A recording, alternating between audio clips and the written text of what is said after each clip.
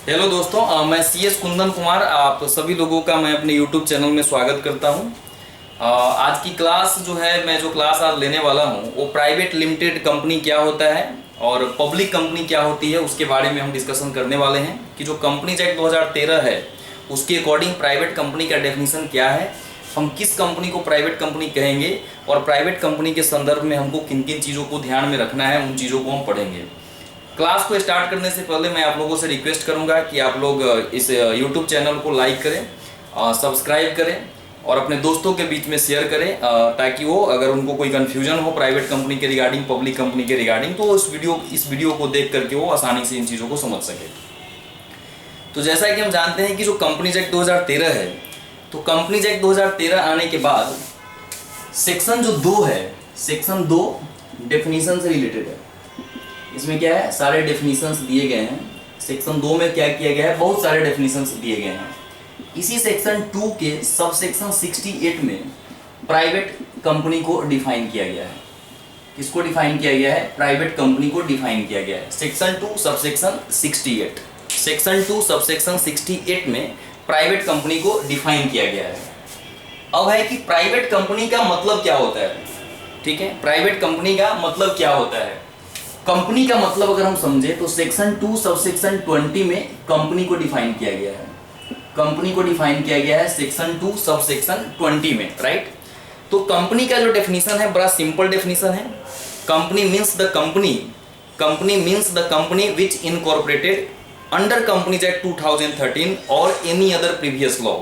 यानी कि companies act 2013 के अनुसार कंपनी हम उसे मानेंगे जो कंपनीज एक्ट 2013 के अनुसार बनाई गई हो।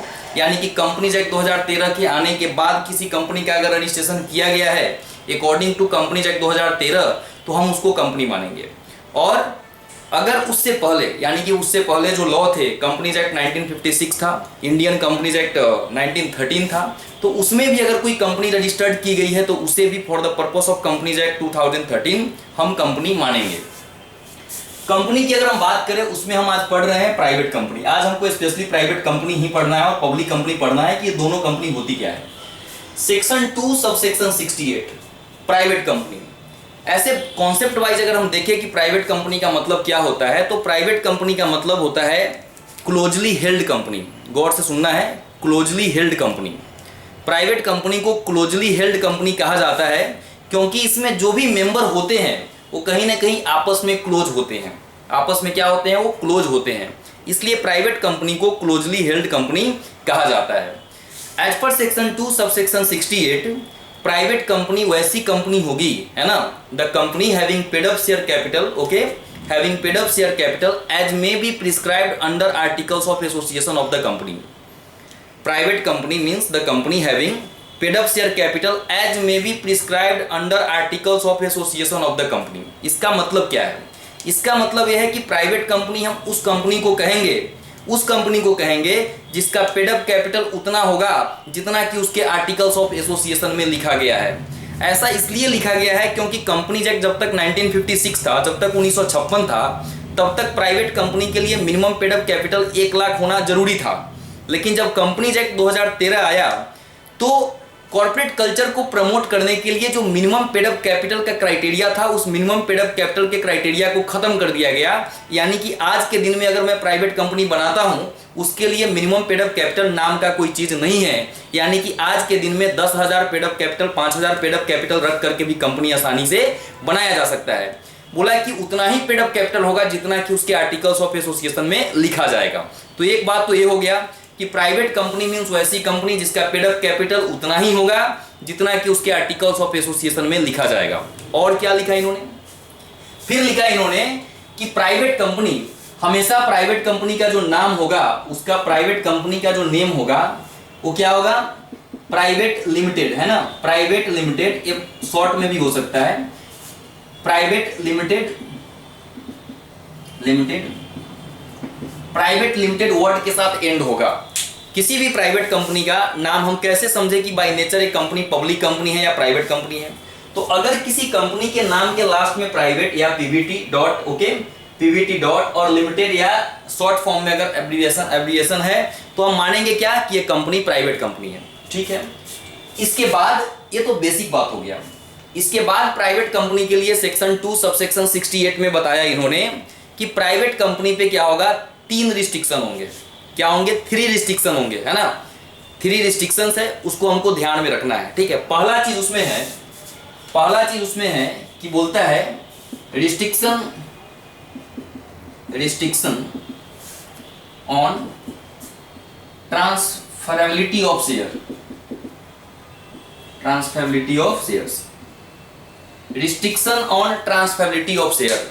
ध्यान रखे बात, जब भी हम प्राइवेट कंपनी बनाएंगे तो उसके आर्टिकल्स ऑफ एसोसिएशन में जो कंपनी की डेफिनेशन होगी उसमें हम उसे as a private company define करेंगे और उसमें इन 3 बातों का होना बहुत जरूरी है। पहला चीज हमने क्या बताया? पहला चीज है कि रिस्ट्रिक्शन होगा। किस चीज की रिस्ट्रिक्शन? कि शेयर की ट्रांसफरेबिलिटी के लिए रिस्ट्रिक्शन होगा प्राइवेट कंपनी में। इसका मतलब क्या है? इसका मतलब यह है कि किसी भी प्राइवेट कंपनी के शेयर फ्रीली ट्रांसफर नहीं किए जा सकते हैं। इसका मतलब ये है कि सपोज करो आप कि एक एबीसी प्राइवेट लिमिटेड कंपनी है, जिसमें एबीसी 3 शेयर होल्डर हैं और इन सब के पास 100 शेयर्स है, ठीक है। सबके पास 100 शेयर्स है। एक एबीसी प्राइवेट लिमिटेड कंपनी है, इसमें 3 मेंबर्स हैं और सबके पास कितना शेयर है? 100 शेयर्स है, राइट।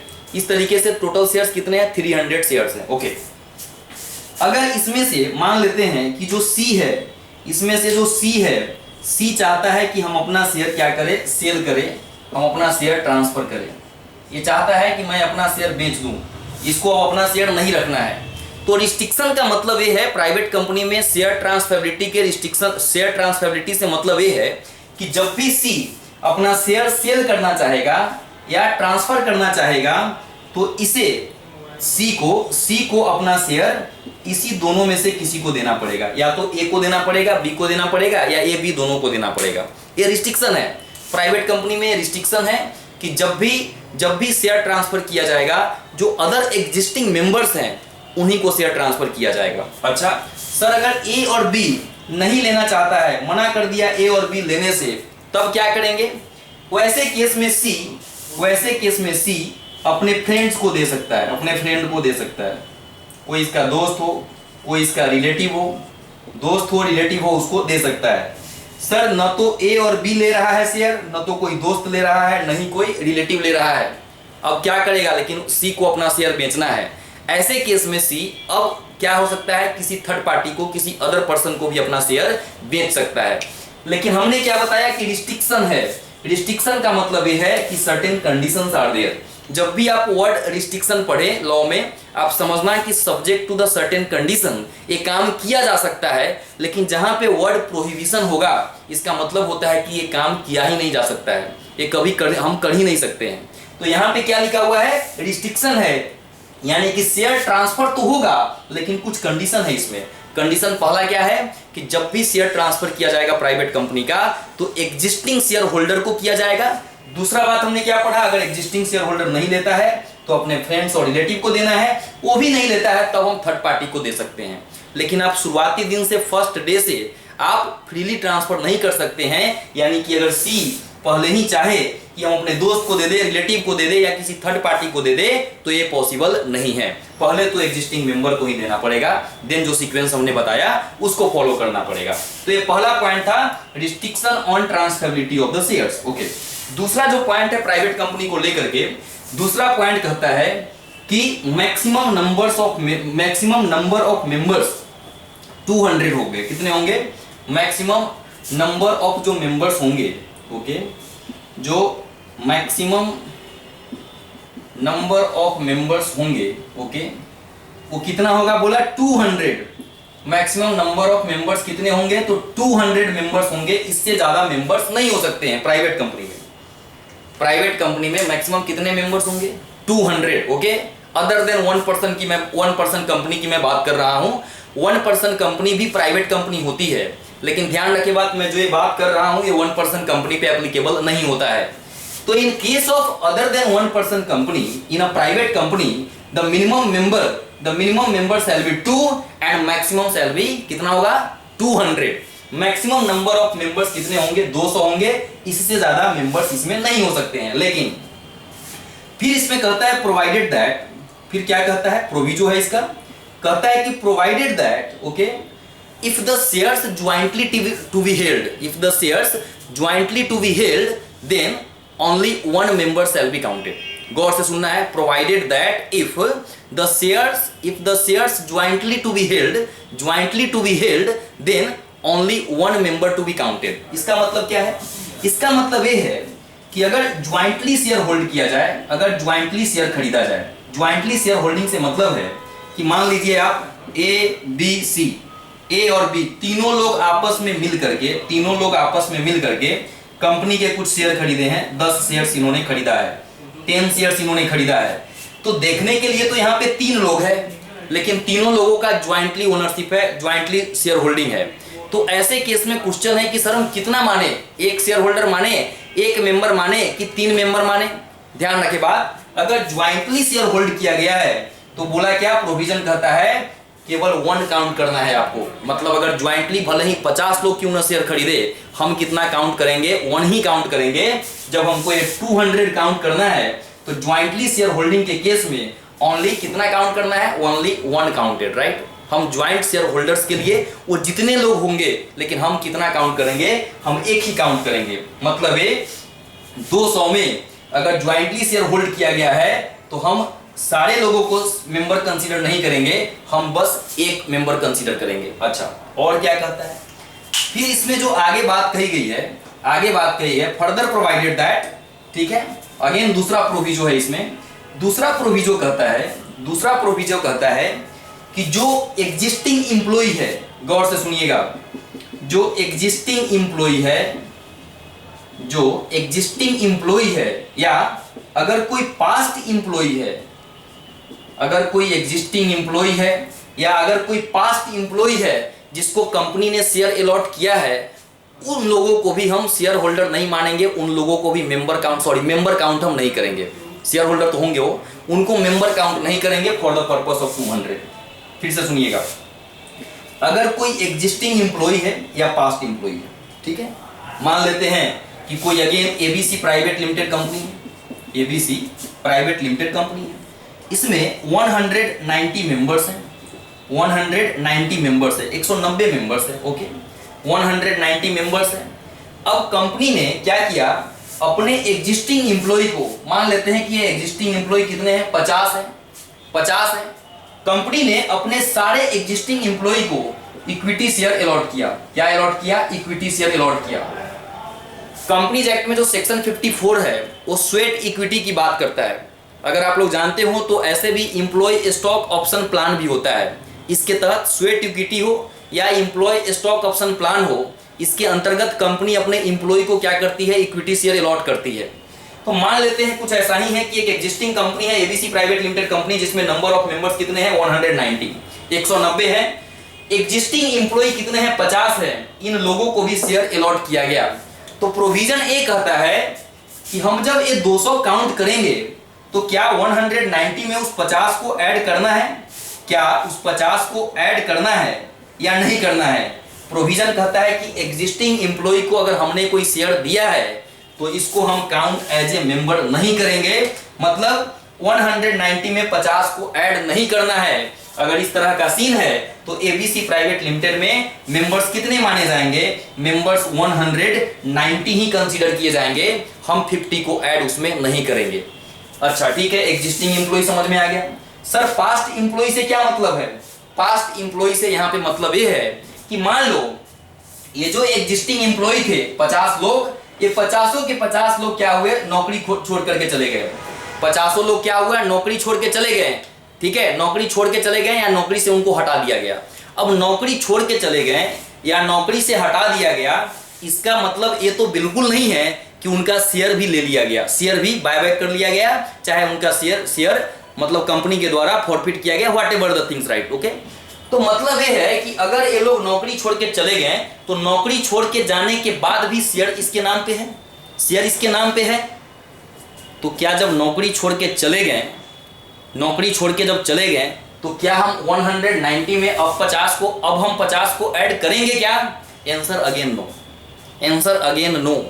यानी कि वैसे लोग जिन्हें during the employment equity share company के द्वारा अलॉट किया गया था, ठीक है, उनको भी कंपनी छोड़ के जाने के बाद, यानी कि वो कंपनी छोड़ के चले जाएंगे, उसके बाद भी हम उन्हें मेंबर नहीं मानेंगे for the purpose of section 2 sub section 68। Okay, तो इन चीजों को याद रखना है, ये बड़ा इंपॉर्टेंट प्रोविजन है कि जब हम 200 काउंट करेंगे, उस 200 में अगर ज्वाइंटली शेयर होल्ड किया गया है, तो हम केवल एक ही शेयर होल्डर काउंट करेंगे, हम केवल एक ही मेंबर काउंट करेंगे। और अगर एग्जिस्टिंग इंप्लॉय को शेयर अलॉट किए गए हैं, तो उस एग्जिस्टिंग इंप्लॉय को हम for the purpose of this section हम क्या मेंबर काउंट नहीं करेंगे। और कोई पास्ट इंप्लॉय है जिन्होंने नौकरी छोड़ के चले गए हैं, लेकिन जब वो नौकरी में थे, जॉब में थे, उनको इक्विटी शेयर दिया गया था, तो नौकरी छोड़ के जाने के बाद भी हम उन्हें मेंबर काउंट नहीं करेंगे। देखिए, ऐसा प्रोविजन एक्चुअली इसलिए बनाया गया है कि जनरली कंपनी क्या करती है, स्वेट इक्विटी इशू करती है, employee stock option plan issue करती है। तो ऐसा करने से क्या होता है, जो लोग भी इंप्लॉय है उनको एक मोटिवेशन मिलता है कि कहीं ना कहीं बीइंग एन एम्प्लॉय हम क्या है, कंपनी में हम क्या है, हम कंपनी के मालिक भी है, हम इक्विटी भी होल्ड करते हैं। जैसे इन्फोसिस वगैरह का जो हिस्ट्री है आप पढ़ेंगे कि इन्फोसिस है, टाटा है, क्यों इतनी गुडविल है इनकी मार्केट में। इन सब चीज़ों के पीछे कारण है कि ये लोग समय समय पे अपने इम्प्लॉय को इम्प्लॉय स्टॉक ऑप्शन प्लान वगैरह इशू किया, और समय समय पे डिस्काउंट पे इन्होंने अपने इम्प्लॉय को इक्विटी शेयर अलॉट किया है। तो लाजमी है कि जो उनके इम्प्लॉय है, अपने आप को कहीं ना कहीं एक ऐसी अच्छी फीलिंग आती है उनको कि अगर हम इक्विटी शेयर, अगर हम कंपनी के लिए अच्छा काम करेंगे तो कंपनी की वैल्यू इंक्रीज होगी, और अगर कंपनी की वैल्यू इंक्रीज होती है तो डेफिनेटली क्या होगा, मार्केट वैल्यू कंपनी का बढ़ेगा, और जो हमें शेयर अलॉट किया गया है उसकी भी वैल्यू बढ़ेगी। यानी अल्टीमेटली इनडायरेक्टली हम देखें, अपार्ट फ्रॉम द सैलरी, एक रिटर्न उनके लिए भी है, जिसको हम वेल्थ मैक्सिमाइजेशन कह सकते हैं। वेल्थ मैक्सिमाइजेशन से मतलब है कि जो इक्विटी मान लीजिए उनको 500 में दिया गया था, अगर वो अच्छा काम करेंगे, अगर कंपनी की वैल्यू मैक्सिमाइज होती है, अगर वो 500 से 1000 की शेयर हो जाती है, तो ये जो 500 का डिफरेंस है कहीं ना कहीं वो इंप्लॉय को इनडायरेक्ट बेनिफिट देता है। तो इन सब चीजों को प्रमोट करने के लिए क्या कहा गया कि जो इंप्लॉय को हम शेयर अलॉट करेंगे, अगर इंप्लॉय को शेयर मैंने दिया है, चाहे वो एग्जिस्टिंग हो, पास्ट हो, हम उसको मेंबर काउंट नहीं करेंगे। तो ये था इसका दूसरा नंबर पॉइंट प्राइवेट कंपनी के डेफिनेशन के लिए। और तीसरा जो पॉइंट है, अगेन बहुत इंपॉर्टेंट पॉइंट है, तीसरा पॉइंट कहता है प्रोहिबिशन। तीसरा पॉइंट क्या है इसका, देखिए,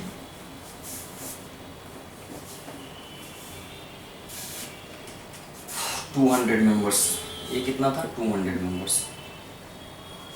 अच्छा, तीसरा जो पॉइंट है, थर्ड पॉइंट बोलता है prohibition on issue of any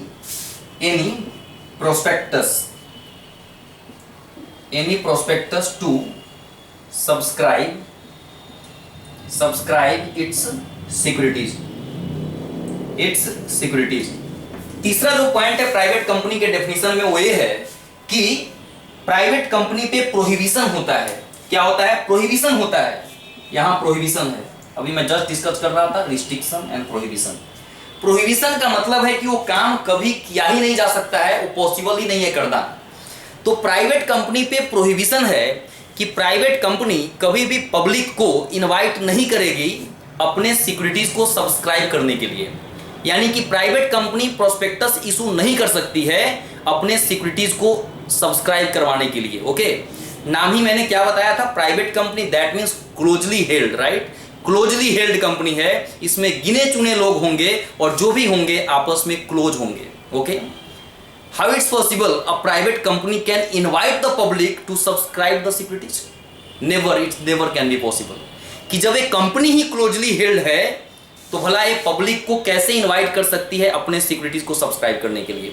ऐसा कभी पॉसिबल नहीं हो सकता है, ये कंप्लीटली प्रोहिबिटेड है। और प्राइवेट कंपनी कभी भी पब्लिक को इनवाइट नहीं कर सकती है अपने सिक्योरिटीज को सब्सक्राइब करने के लिए।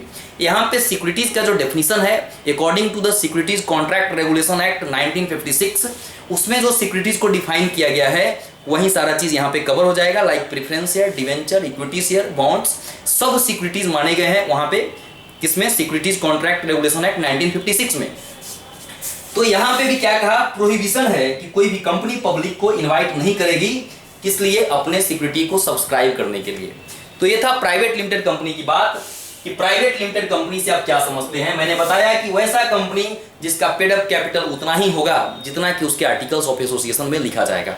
फिर हमने बताया कि प्राइवेट कंपनी का नाम जो होगा वो प्राइवेट वर्ड के साथ, प्राइवेट लिमिटेड वर्ड के साथ एंड होगा। और इस कंपनी के डेफिनेशन में तीन तरह की तीन बातें हैं जो हमको ध्यान रखना बहुत जरूरी है। कोई भी प्राइवेट कंपनी के जो शेयर्स होल्डर होंगे अपने शेयर को फ्रीली ट्रांसफर नहीं कर सकते हैं। दूसरा बात कि प्राइवेट कंपनी में मैक्सिमम नंबर ऑफ मेंबर्स 200 होंगे other than 1 person company. Okay, ध्यान रखना है इसमें कि किसको ज्वाइंटली शेयर होल्डिंग के केस में केवल 1 काउंट करना है और एग्जिस्टिंग और पास्ट इंप्लॉय को काउंट नहीं करना है। फिर मैंने पढ़ा कि prohibition on issue of prospectus, कि कोई भी प्राइवेट कंपनी पब्लिक के बीच में अपना इन्विटेशन नहीं ला सकती है। उसके अलावा कुछ और भी बातें हैं प्राइवेट कंपनी के रिगार्डिंग कि प्राइवेट कंपनी में मिनिमम 2 डायरेक्टर होंगे और मैक्सिमम कितने होंगे? 15 डायरेक्टर हो सकते हैं। लेकिन फिर प्रोविजन कहता है subject to the special resolution passed by the company, the number of directors may be extended, okay, but prima facie according to the provision 2 minimum director and 15 maximum director. ध्यान रखेंगे बात, ये प्रोविजन 1 पर्सन कंपनी पे applicable नहीं होता है। हम एक सेपरेट क्लास में केवल 1 पर्सन कंपनी कवर करेंगे।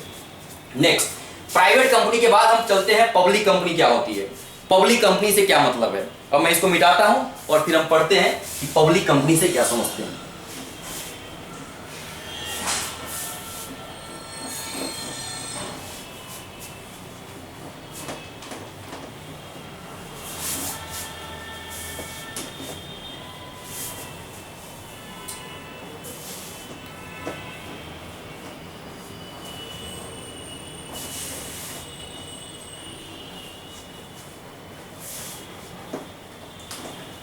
Section 2 subsection 71 define public company. जैसा कि जस्ट मैंने बताया कि प्राइवेट कंपनी का मतलब होता है closely held company, right.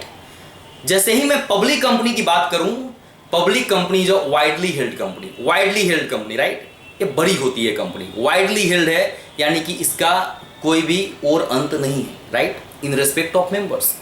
Private company में हमने क्या बताया कि minimum 2 other than OPC, minimum 2 maximum 200। But in case of public company there is no boundation for maximum number of members. Therefore in case of a public company the maximum numbers of members can be unlimited. इसीलिए इसका नाम क्या रखा गया? Widely held company. Okay, public company की अगर हम basic बात करें तो डेफिनेशन तो बड़ा सिंपल दिया इन्होंने, जो लॉ में डिफाइन किया इन्होंने बड़ा सिंपली डिफाइन किया कि public company means other than private company. लेकिन क्या इतना से काम चल जाएगा? बहुत सारे बच्चे जब मैं पढ़ाते रहता हूं तो बोलते हैं कि प्राइवेट कंपनी को भी डिफाइन कर देते सर। जब प्राइवेट कंपनी को हम लोग डिफाइन करेंगे तो लिख देंगे कि private company means other then public company. ध्यान रखे बेटा, निपट जाएंगे ऐसे केस में, ठीक है, एग्जामिनर निपटा देंगे वो। लॉ बड़ा स्ट्रिक्ट होता है इसलिए कि लॉ में लीगल इंटरप्रिटेशन होता है। लॉ इसलिए थोड़ा टफ हो जाता है कि लॉ में जिन बातों को लिखा जाता है और जिस संदर्भ में लिखा जाता है हमें उन्हीं संदर्भ में उन्हें समझना पड़ता है। अगर वहां पे हम अपना दिमाग लगाने लगे, ओके, और अगर मैं मिस इंटरप्रिटेशन किया तो ध्यान रखिए बात, वो आंसर गलत हो जाएगा। तो हमें क्या पढ़ना है कि public company means the company which other than private company. लेकिन क्या इतना से काम चल जाएगा? Answer is no.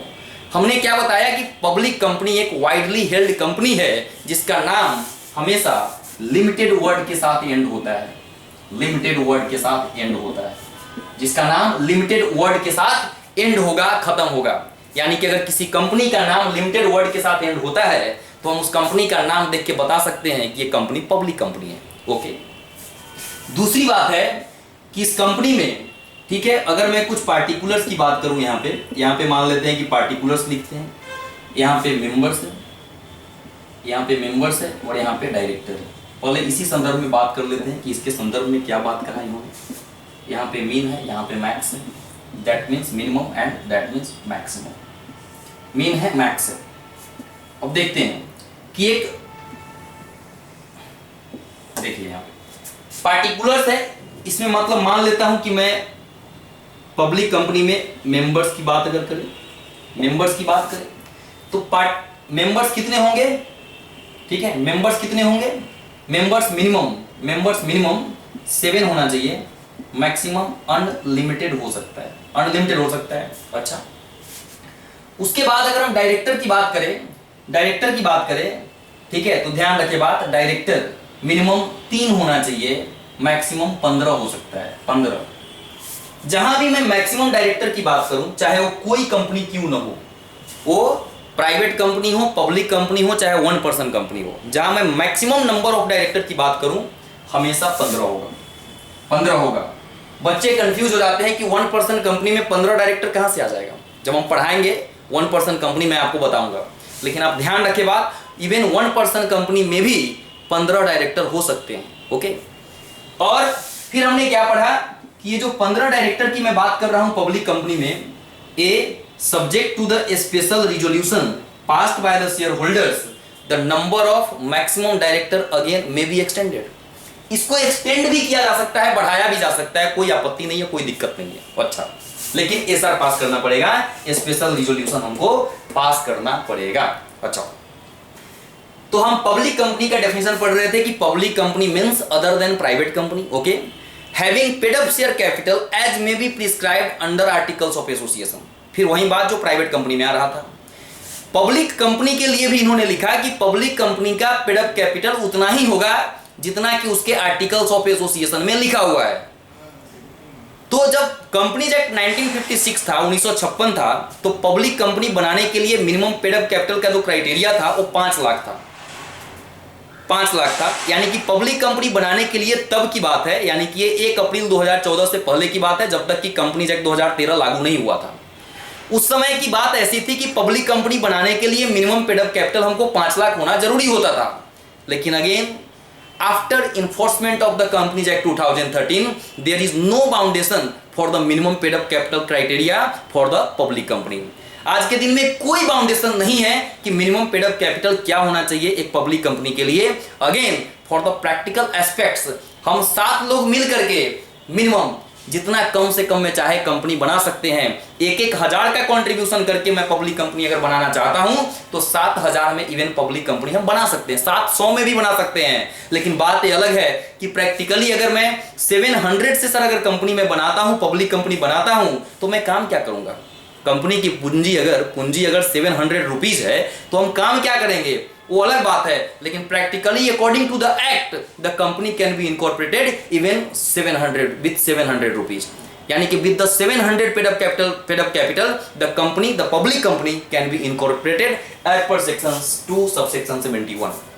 ओके, तो ये बात हमने देखा कि पब्लिक कंपनी एक वाइडली हेल्ड कंपनी है, उसका नाम हमेशा लिमिटेड वर्ड के साथ एंड होगा। ओके, फिर हमने देखा कि पब्लिक कंपनी में मिनिमम मेंबर्स 7 होने चाहिए, मैक्सिमम अनलिमिटेड हो सकते हैं। पब्लिक कंपनी में मिनिमम डायरेक्टर 3 होना चाहिए, मैक्सिमम 15 हो सकता है, but subject to the special resolution the number of maximum number of director can be extended again. Okay, इसको एक्सटेंड किया जा सकता है। अच्छा, इसके अलावा और कौन कौन सी बात है, एक बहुत ही इंपॉर्टेंट बात है वो ये है इन रेस्पेक्ट ऑफ पब्लिक कंपनी। अब देखते हो क्या है, प्रोविजन कहता है सेक्शन 2 सबसेक्शन 71 में the subsidiary of a public company, the subsidiary of a public company. Okay, जैसे मान लेते हैं एक XYZ लिमिटेड कंपनी है, XYZ लिमिटेड कंपनी है, तो एक ऐसी कंपनी है पब्लिक कंपनी। ओके, प्रोविजन कहता है कि the subsidiary of a public company, the subsidiary of a public company shall be deemed public company. Okay, even the company is private company. फिर से मैं दोहराता हूं कि the subsidiary of public company shall be deemed as public company even private company also by its articles। इसका मतलब क्या है, इसका मतलब ये है कि अगर XYZ लिमिटेड कंपनी अगर पब्लिक कंपनी है और अगर इसकी कोई सब्सिडियरी कंपनी है, ठीक है, मान लेते हैं एस प्राइवेट लिमिटेड, यह एक सब्सिडियरी कंपनी है,